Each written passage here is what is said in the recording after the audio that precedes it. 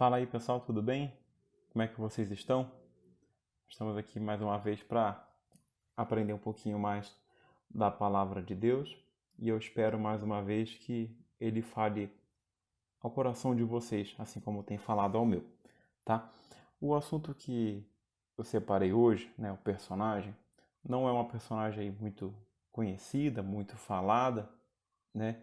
Dificilmente você vai ver um estudo aí sobre a vida de Esther, mas eu tentei trazer aqui algumas informações e você já pode pegar e já pode separar a sua Bíblia, seu caderno para você ir anotando as informações e depois ir conferindo, né? Ou até pausando o vídeo já ir conferindo se o que eu estou falando aqui está batendo aí com a Bíblia de vocês também.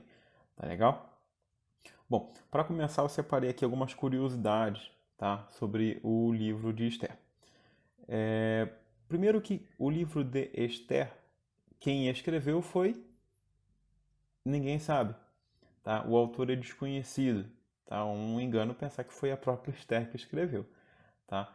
Então, alguém que era próximo dela, próximo ali do reino, conhecia a, o rei, né? O rei Xerxes, sabia como é que funcionavam as coisas ali, sabia o nome do pessoal e ele que registrou, tá? Mas não existe,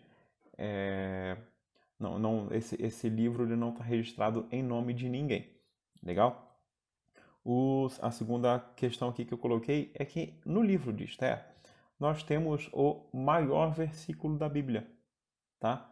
Tá lá em Esther 8:9, tá? É o maior versículo da Bíblia. Dá uma olhadinha lá para confirmar se realmente o que eu estou falando aqui confere. Legal? Outro ponto também é que Esther é um dos livros onde não se fala o nome de Deus propriamente, tá? É no livro de Esther e no livro de Cântico dos Cânticos, né? Cantares de Salomão, né? Então, dos 66 livros da Bíblia, esses dois aí não mencionam diretamente o nome de Deus, tá? Mas é interessante que no livro de Esther, mesmo que não esteja escrito ali propriamente o nome de Deus, né? Você percebe toda a plenitude dele ali, todo o controle da situação, toda a soberania dele descrita em cada versículo, né? É interessante você observar isso também, tá? Apesar de o nome de Deus não estar escrito lá, conforme a gente for lendo aí, você vai perceber isso, que Deus estava plenamente em todos os momentos da história de Esther. Legal?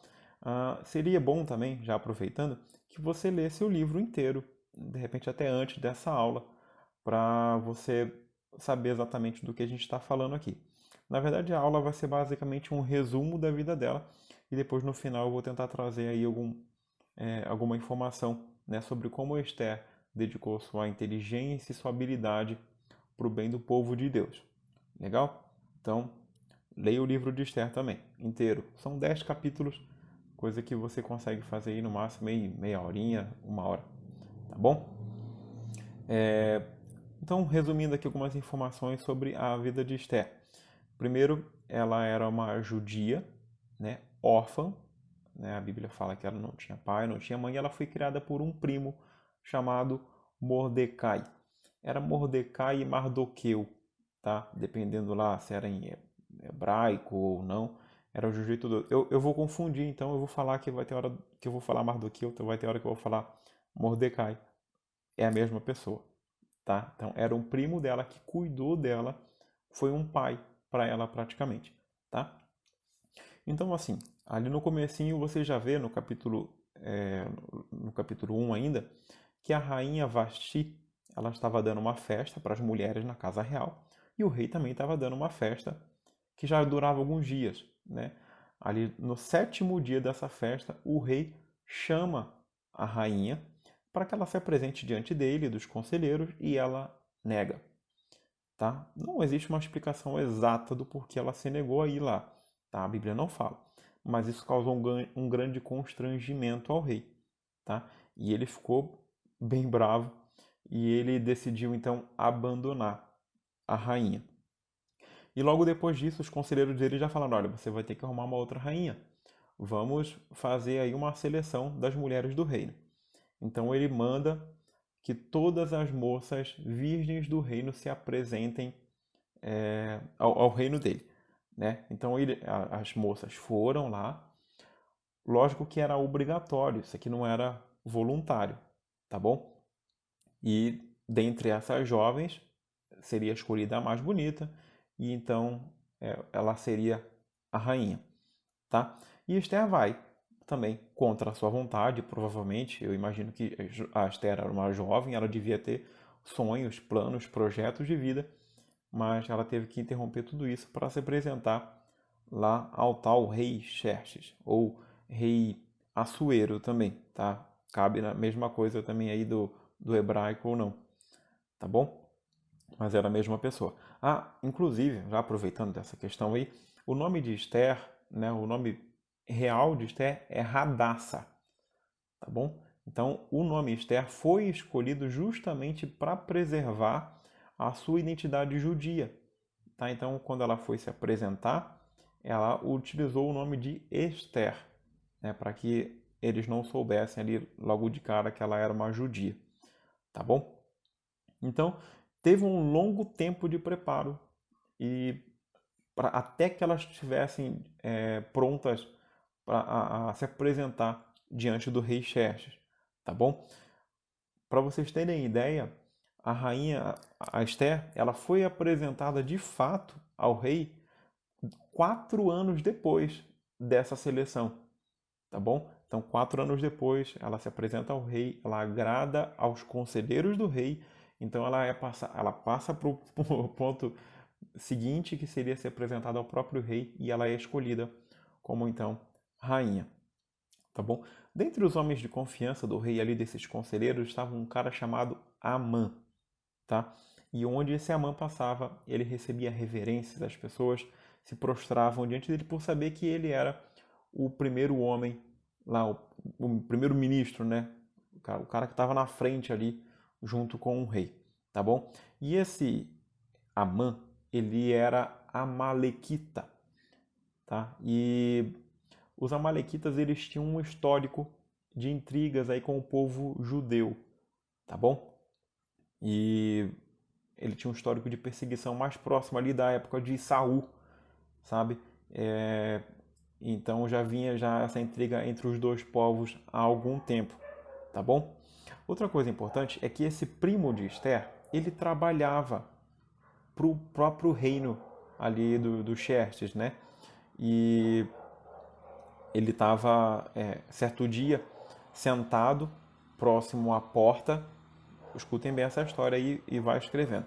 Ele estava certo dia sentado próximo à porta do rei e ele ouviu 2 homens tramando contra a vida do próprio rei. O que ele fez? Contou para a rainha Esther, né? A rainha contou para o rei e o rei foi se informar melhor, foi entender ali a situação e eles investigaram e descobriram que realmente esses 2 homens estavam tramando contra o rei, tá bom? E isso foi escrito num livro que eles chamavam de crônicas lá, que era para registrar todos esses fatos que aconteciam ali no reino, tá? E então, voltando, né, lembrem dessa história que a gente vai falar sobre ela depois, tá? Voltando então, tinha essa tensão entre os dois reinos, né, ali os judeus e os amalequitas.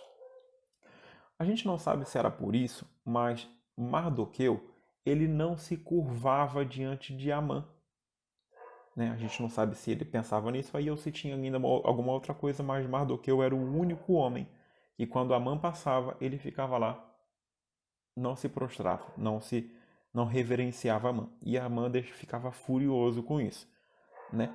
Tanto que um dia Amã, olha as ideias, Amã ele se apresenta ao rei e ele fala com o rei, ele compra com muita prata um favor do rei, vamos chamar assim, de que se ele pudesse exterminar todo o povo judeu. E exterminar era com a autorização do rei, ou seja, o povo judeu não poderia resistir a esse extermínio, né? Eles simplesmente seriam levados a um certo ponto e todos seriam mortos ali, tá? Então essa era a ideia de Amã, com tanto ódio que ele ficou de Mordecai, né? Ele queria exterminar, não matar ele, não somente matar ele, mas exterminar todo o povo dele, né?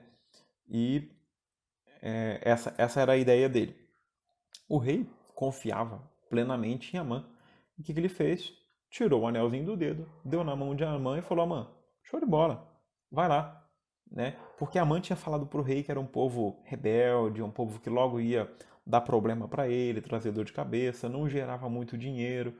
Então ele queria, de certa forma, comprar aquele povo para exterminar e tirar um problema da cabeça aí do rei. Né? Então, o rei ele tirou o anel, fez isso.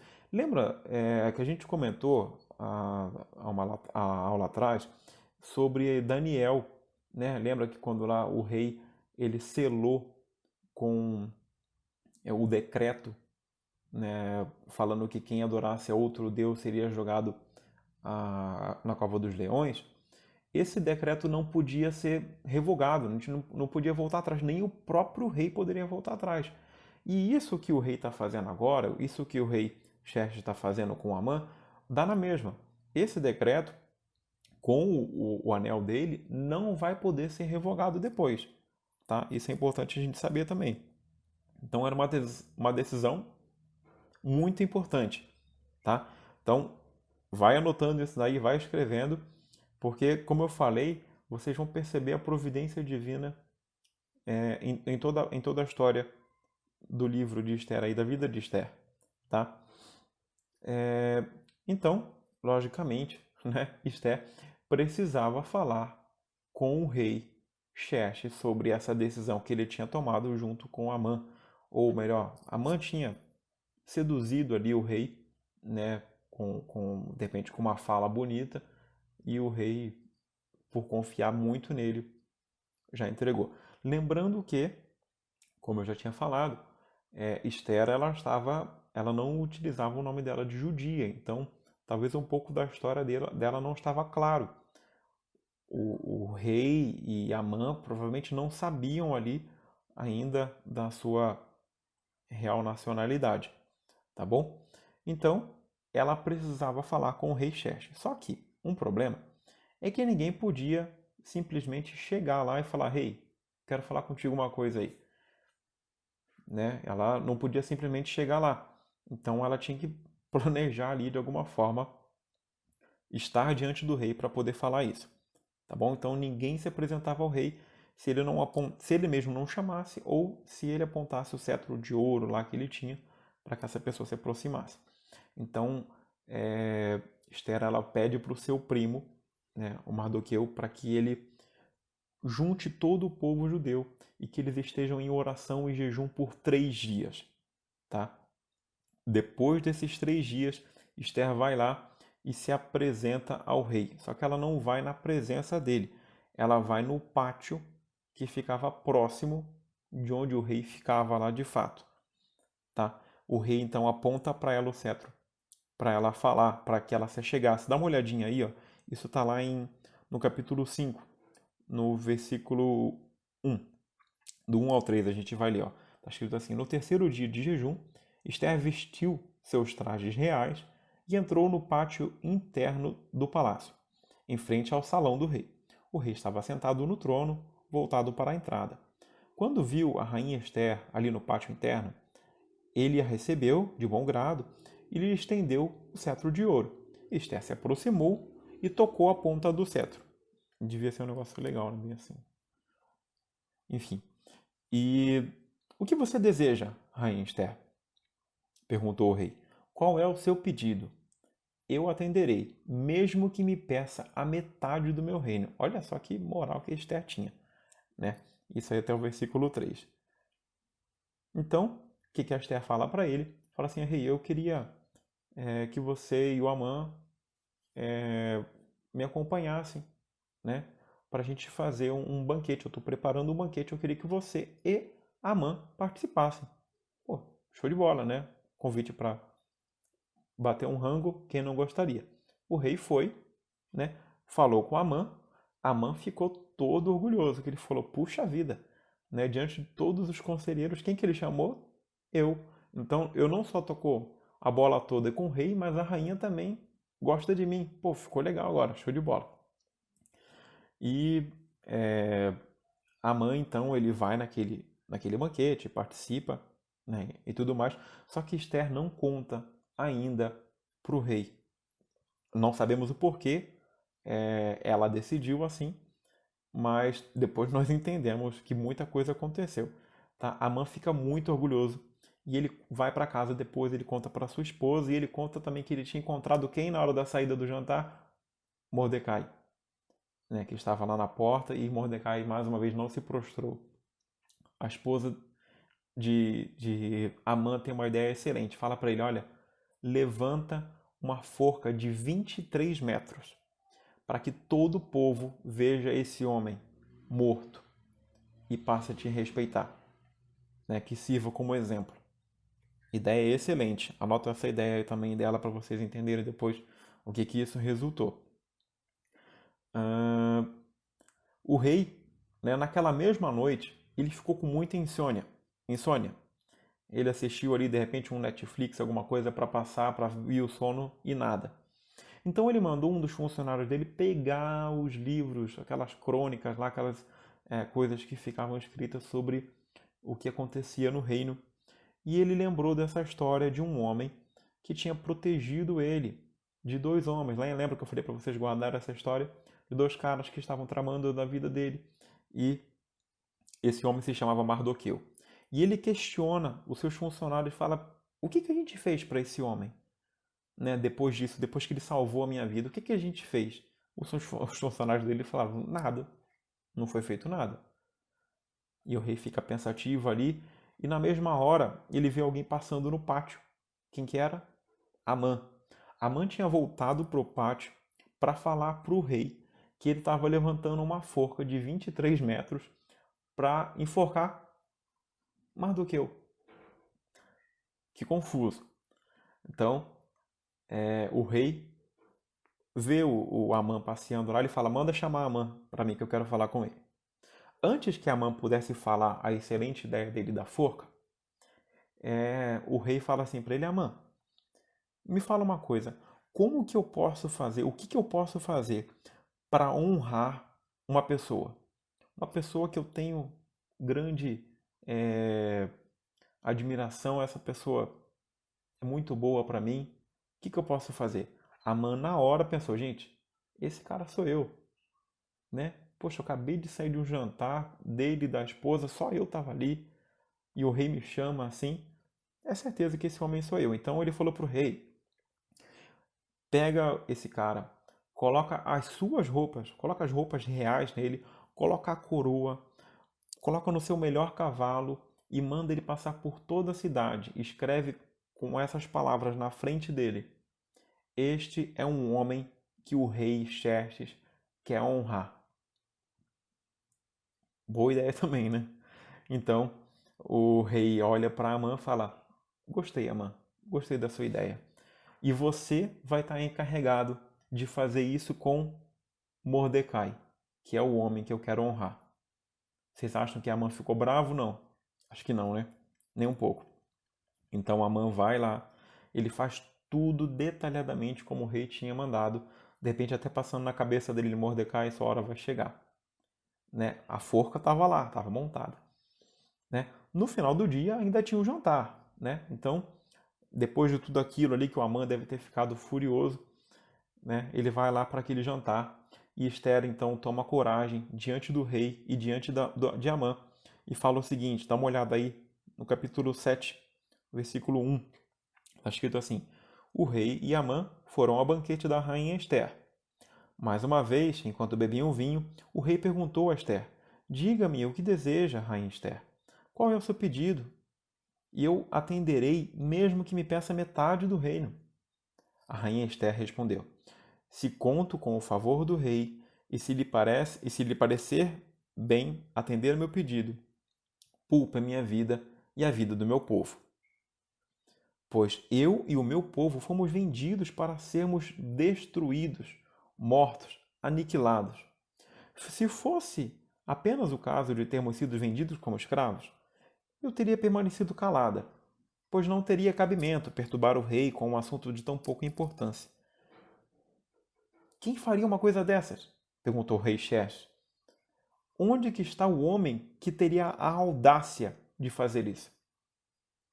Eu acho que nessa hora a Amã já começou a regalar o olho já, sendo que ele não sabia realmente se Esther era judia, mas começou a bater as histórias. Esther respondeu: Nosso inimigo e adversário é Amã, este homem perverso. Amã ficou apavorado diante do rei e da rainha. O rei ele ficou tão enfurecido, né, voltando para mim aqui agora. O rei ficou tão enfurecido, mas tão enfurecido, que ele se retirou na hora e ele foi para o jardim, uma área que ficava na frente do salão, né, no jardim real, e ele ficou ali pensando. E na hora, Amã ficou tão desesperado que ele foi para cima de Esther para implorar misericórdia pela vida dele. Esther estava num tipo de divã e ele se deitou praticamente em cima dela para implorar pela vida dele. Quem volta nessa hora? O próprio rei. E o rei, a visão que ele tem foi totalmente outra. Ele pergunta assim: Você teria coragem, né, de violentar a minha esposa, a minha rainha, na minha casa e na minha frente? Né? Nesse momento, os homens já entraram, já pegaram a Amã, já cobriram a cabeça dele já. E para piorar a situação, um dos homens ainda fala assim: Rei, Amã está preparando uma forca para enforcar o Mordecai, aquele mesmo homem que você honrou ontem, né? Foi levantado lá uma forca de 23 metros. Falou isso para o rei. Vocês acham que quem foi enforcado nessa forca de 23 metros?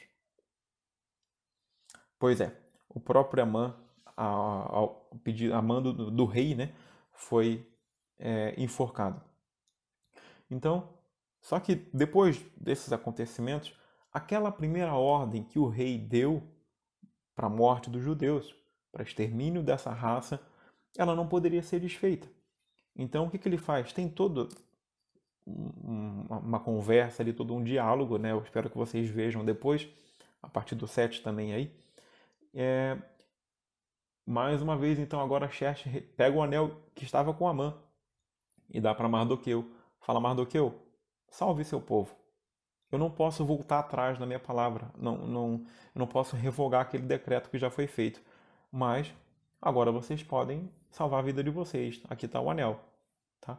Resumindo, então, esse finalzinho aí, os judeus eles se salvam, né? Tem toda uma história lá.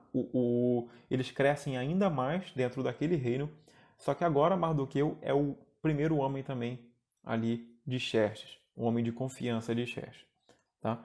Eu queria ressaltar com vocês aqui três ensinos importantes sobre a vida de Esther. E eu acho que vocês pegaram várias coisas aí para vocês, mas eu quero passar aqui também as três coisas que eu percebi. Tá? Primeiro, ore incessantemente. Vocês viram que a Esther ela pediu para que seu primo, junto com o povo, orasse por 3 dias e jejuassem por 3 dias.